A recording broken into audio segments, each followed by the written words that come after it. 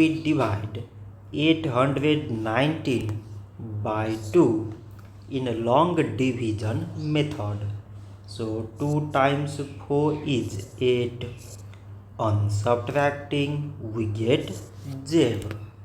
So now we put down this 1 and 2 times 0 means 0. On subtracting we get 1. So again we put down this 9 and it is 19. So 2 times 9 is 18. On subtracting we get 1.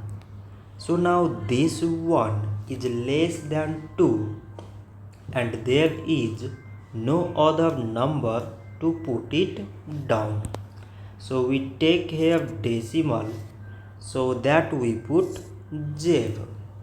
So it is 10 and 2 times 5 is 10. On subtracting we get 0.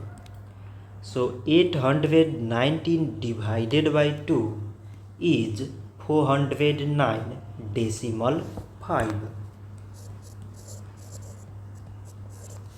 So this much for today and thanks for watching.